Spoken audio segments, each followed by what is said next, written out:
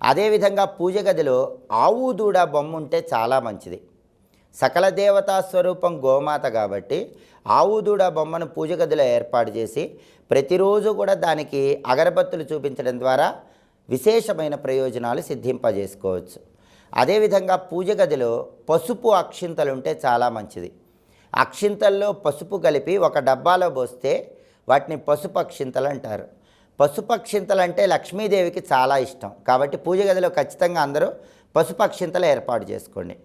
అలాగే పూజ గదిలో ఛత్రం ఉంటే చాలా మంచిది. ఛత్రం అంటే గొడుగు, చిన్న వెండి గొడుగు కానీ పంచలోహాలతో చేసిన గొడుగు కానీ పూజ గదిలో మూల ఉంటే సకల దేవతల అనుగ్రహం కలుగుతుంది. ఆ తర్వాత చామరం పూజ గదిలో ఉంటే చాలా మంచిది.